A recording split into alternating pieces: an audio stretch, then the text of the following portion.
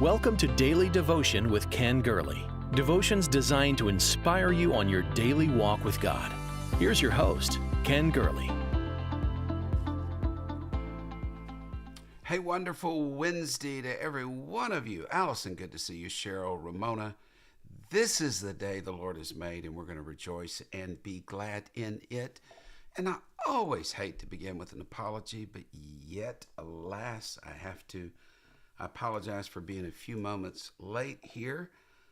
We had a major internet issue here yesterday, and everything decided it needed to be rebooted, relogged in, fresh updates. I checked so many pictures of crosswalks, verify. They love crosswalks. Checking crosswalks. I saw crosswalks here, there, just to get to you. I've been through a lot of crosswalks to get here this morning, and I know you have too. So thank you for your patience. And thank you for being a part of our daily devotion family. A couple of things, couple of housekeeping matters. First of all, several of you, we're getting feedback. You're making comments. They're not being seen. And Tessie's had trouble with that. And others of you have and have shared that. We're investigating it. I'm going to need to get in a controlled environment probably one day next week with a lot of my family members online at the same time experimenting. We think we're in consultation with Facebook, which is one of the platforms you use, and we think it's a Facebook issue, and we think it has something to do with the sharing of this devotion. And somehow it gets diverted. The comments are getting diverted. I can see you and when you make a comment, but a lot of you can't see one another. So forgive us. We're going to get that done. And we are looking forward to a great holiday week next week. And I hope you're getting the turkey fattened up and the ham and deep fried turkey. Yeah, let's go for it. Let's just go for it. Okay, let's hit it real fast, real fast. What's your favorite kind of turkey? No turkey? Smoked turkey? Just regular baked turkey? Fried turkey? Turkey tacos? Turkey etouffee? What are we talking about? I just want to see. I want to see some results here. Yes, I'm hungry. I think I am. I'm hungry. But I'm happy you are here. Deep fried. Oh, here we go. Deep fried, roasted. Okay, smoked. Oh, yeah. Let's see. I'm seeing, that's it, Luana. She doesn't like turkey. Turkey and dressing. Okay. I like turkey and dressing, not too much sage, though. Fried oysters instead of turkeys. Fried always. Oh, this is funny. Fried turkey. Yes. Regular turkey. Yes, deep fried. No ham, no turkeys. Okay, I'm with you. Oh, okay, all right. Okay, this is good. I appreciate that. Appreciate the feedback there. We're going to have a good time today. I was reading day 56, day 59. We're in the book, Blessed, 90 Days to Change Your World. I was reading about the bridegroom, reading about the traveling companion, and just one thing. By the way, you can get that at kengurley.com. You can get it at pentecostalpublishing.com. Get the little journal that goes along with it. And their commercial break is over. But we would like for you to be a part of it. We're wrapping this up before Christmas. And as I mentioned, I'm trying to steer clear of fasting until after Thanksgiving. I think you'd appreciate that. And so doing a little dance here to stay out of fasting until after Thanksgiving. And boy, I can't talk about it. We got something great that week after Thanksgiving. But I was reading that, bridegroom, traveling companion, one thing led to another. And I'm about to make a confession that I'm probably going to regret. I am going to regret making this confession. I will regret it. I really weighed it out, but I'm going to make it. Turkey curry. You better believe it. I'm game. Oh, I'm game. I like anything curry. I like armadillo curry. I've really never had it, but I'm going to make a confession. This is good. And Tessie, Tessie, you be ready to chime in, okay? Because they're going to immediately look to you for affirmation on whether this is true or not. You know those marriage retreats that everybody likes to go on? I hate them. I never have liked marriage retreats. I don't like marriage retreats. I just don't like them. I mean, Tess, you better hurry up and chime in. If my wife and I are going to get together with a bunch of other couples, I would much rather be on a cruise. I would much rather be at a retreat. I would rather play games. I would rather drink coffee. I would rather sit around a fire. I would rather do anything than to sit behind little tables and listen to marriage retreat stuff. Now, I just said it. I just don't like it. And there you go. Thank you, Tessie. Thank you for chiming in, because she doesn't like it either. It's like when we were first married, one of the ladies in the church did painting, and she was really good at it.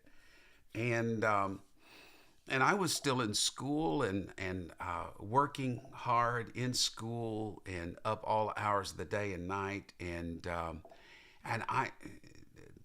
she invited us. She got us tickets to go to one of the classes. I thought, do you remember this? I didn't.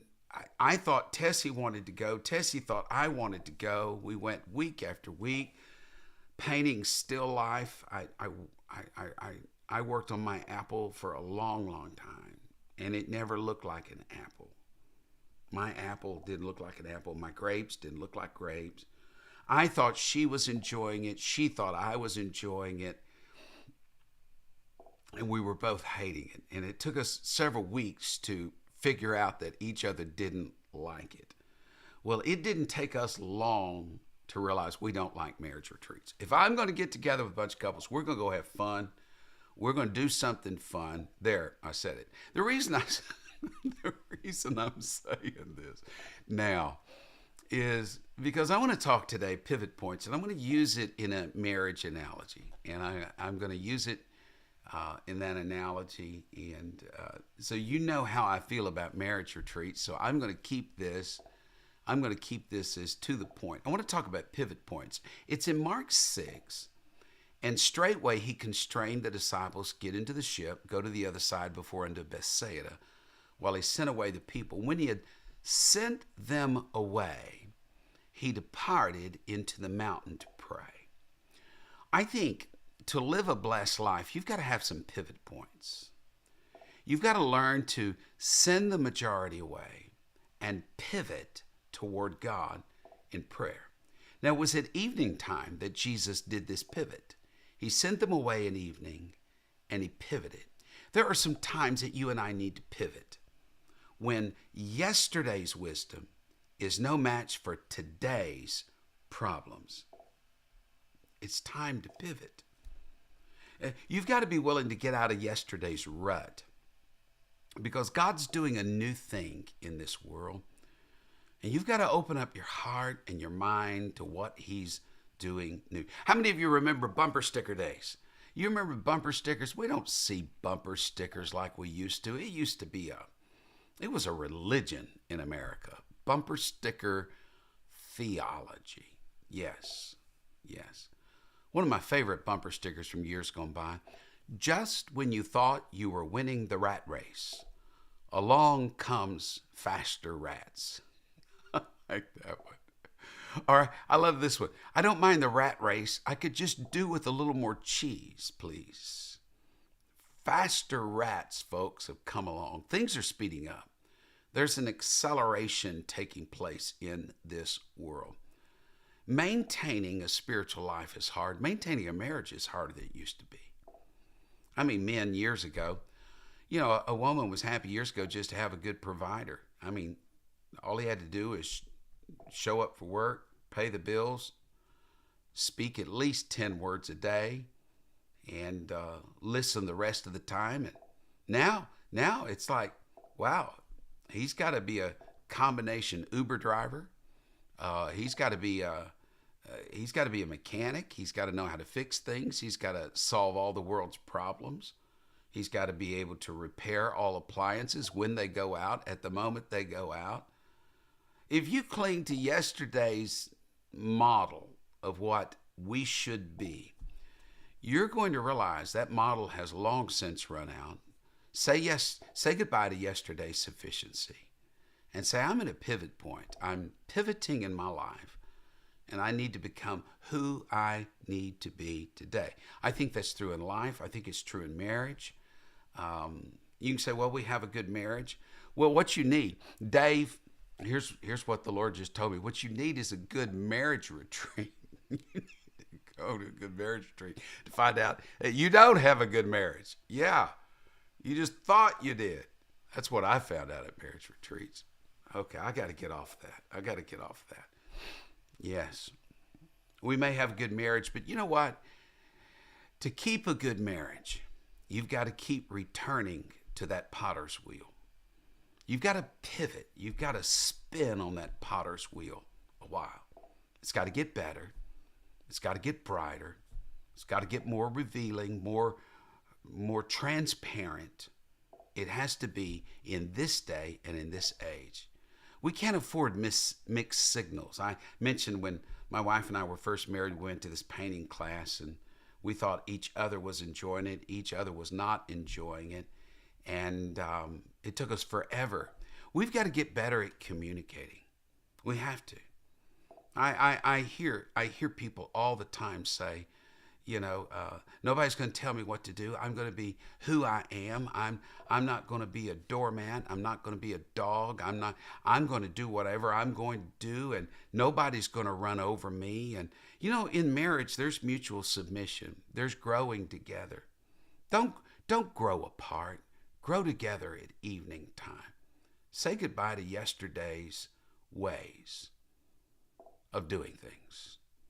Yes. Like yesterday's marriage retreats. Yesterday's marriage retreats should be today's cruises. That's my new philosophy, my new theology. I'm sticking with it. I don't have scripture for it, but I'm going to look for it. Here's another time when you need to pivot. When yesterday's hurts hinder today's happiness.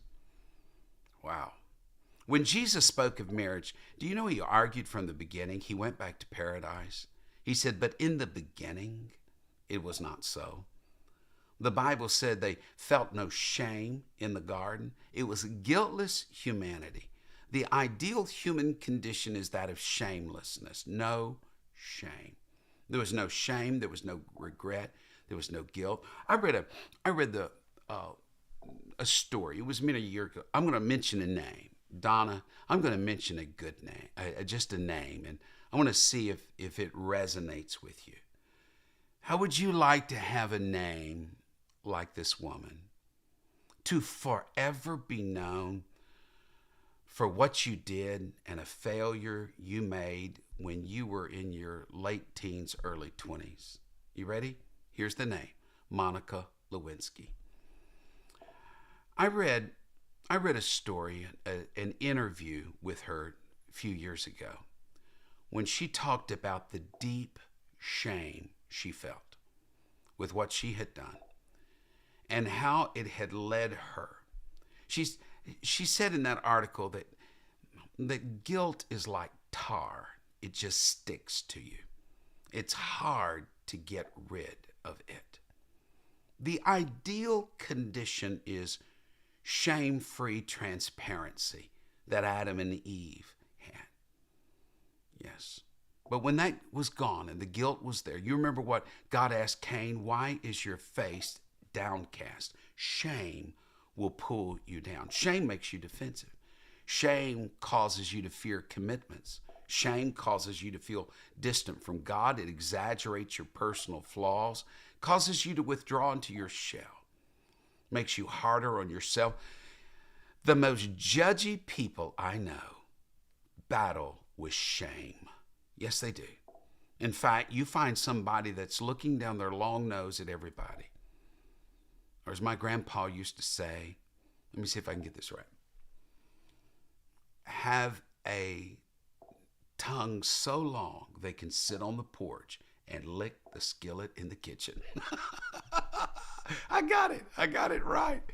Yeah, you find somebody that's always putting others down, gossiping and shaming others. Folks, you're looking at someone who battles themselves with shame. Because with that one finger they're pointing, four fingers are pointing back at them. This is why in all relationships, marriage especially, we need to pray the prayer of David in the 51st Psalm. Create in me a clean heart. A clean heart. Yes. Can you imagine? I've imagined what it was like for Adam and Eve. The garden was still there all their lives. The garden apparently was there till the flood. Maybe it got overgrown. But for a time, there were cherubim with flaming swords standing at the entrance of the garden, lest they re-enter. You remember why? You remember why God didn't want them to re-enter the garden? Lest they eat the tree of life and live forever as a sinner. God wants people to live forever in a state of a sinless condition, a shame-free condition. Don't let yesterday's hurts crowd out today's happiness. Wow. Oh my. Just call on the name of the Lord. That's why Paul said, forgetting those things which are behind. Don't dwell on yesterday's victories or yesterday's failures. Open yourself up to the present. There's no height, no depth. You remember what Paul said in Romans 8, one of the most powerful chapters in the Bible? I'm persuaded neither death, not life, angels, principalities, powers, things present nor things to come, height, depth, any other creature shall be able to separate us from the love of God, which is in Christ Jesus. But you know what he didn't mention? He said things present, things to come. The past is missing. The past is forgotten. It's gone. I like what the poet said. I come to you with the straight gaze. These are not hours of fire. These are years of praise. Get a straight gaze. Don't look in your rearview mirror. There's a reason your windshield is bigger than your rearview mirror. You're to look straight ahead. Get a straight gaze. These are years of praise, not years of shame. Here's another time we need to pivot. It was at evening time when he sent them across the sea and he went to pray. It was a pivot point. We need to pivot when today's blessings seem smaller than yesterday's blessings. Can I just say this? Can I say this? Going into this, we're in a series at church called Living Thanksgiving. Living Thanksgiving. Thanksgiving is more than a day. I say that in the book Blessed. It's a way of life. There is a sense of selective amnesia that we humans forget how bad it was in the past. The past offers up to us only what it wants us to see. It reminds us of everything delightful on Israel's plate. You remember what the mixed multitude murmured about in the wilderness? You know, back in Egypt, we had melons and onions and leeks and garlics and halitosis. Oh, yeah. Yeah. They forgot the crack of the whip. They forgot the endless brick making. They forgot. Today is tasteless, says the past. Today is boring. Yesterday was exciting. The new wine's no good. The old's better. The old house was better than this. My old boyfriend treated me better. My old girlfriend was better. My wife and I know. We know a man who went to his 50th high school reunion. And there he met his old girlfriend in high school. And I'm telling you, within just a few moments, an old smoldering coal ignited and those sparks flew. He divorced his wife of over 40 years and married his old flame. Why? Because today's blessings, if you let the flesh, today's blessings will pale in comparison to yesterday's. We need to be grateful for what we have now. We need to be grateful. Ladies, be grateful for the husbands who attack the small repair jobs around the house and make it usually worse, where you have to call the professional in. Be grateful for the children who put away their things and clean up after themselves. There's such a joy you hate to see them go home to their own parents. Hey, I love this story. I love this story. You need to pivot. When you're thinking that yesterday was better, you need to stop. You need to pinch yourself and just say, you know what? This is the greatest day of my life. This is the only day that I'm living and breathing, and I'm going to be thankful in it, and I'm going to see some good things. Pivot when yesterday's blessings seem greater than the present. Don't go look for paradise out yonder. Don't look for the perfect mate out yonder. Solomon married 300 wives, had 700 concubines, and after going through 1,000 women, Solomon finally came to the conclusion there was no such thing as perfection. There's no perfect person. I'm not perfect. You're not perfect. We're not perfect. But be thankful that you're in this moment and in this day. It's a time to pivot. It's a pivot point. And so I end with one of my favorite stories. I've shared it before, but it just seems appropriate. When you compare your spouse to someone else's spouse, you compare your house to someone else's house, you compare your car, your livelihood, your state of being to someone else. The Bible teaches that comparing ourselves with others is not wise. Basically means it's foolish. And so here on the marriage retreat today of daily devotion, I'm just reminded that old story of a man who each and every morning he lifted up his eyes, or each and every evening he lifted up his eyes and he saw across a deep chasm and gorge a house with golden windows. He said, I want to see that. I want to see that. I wish my house had golden windows. So one day he purposed, I'm going to climb down the gorge. I'm going to go to the other side of the gorge, and I'm going to look at this beautiful house, because he was so dissatisfied with his own house. So the day came. It took him all day to get across the gorge, and finally when he got to the side, he came upon a very nondescript, ordinary-looking house, no better, no worse looking than his own. He knocked on the door and said, is this the house with golden windows? And the woman who answered the door smiled and pointed across the gorge. And across the gorge, when he pivoted, he saw his own house. And because of the setting sun, it too had golden windows. You're living in a house with golden windows. You're living the best life you're ever going to live. This is the moment. This is the day the Lord has made. Let's pivot. Let's pivot. Let's don't get in the mully grubs. Let's don't follow the course of this world like a dead fish floating downstream, being convinced of everything the media has to say. Let's hold on. Let's hold on for some good things in God. Pivot. Hey, let me mention one thing. I had some people ask. First of all, my administrator tells me that several of you responded to the request to help us with the expenses of daily devotion, and by going to kengurley.com and it's supported or give now. It's the first button there, daily devotion. Thank you for that. Thank you. Some of you have asked, and I'm going to have to stay very generic, and I need you to read between the lines here. On one of the platforms that you're viewing this on, there is a method of donation. And let me cause you to be rest assured, if you did that, it does end up in the Second Chance Network account. So it does. Now, I would say an atypical portion will not make it through the portal. Is that a good way to say it? Did I say that kindly? An atypical portion will not make it through. In giving to daily devotion through Second Chance Network is a 501c3 organization. It is endorsed by the United Pentecostal Church.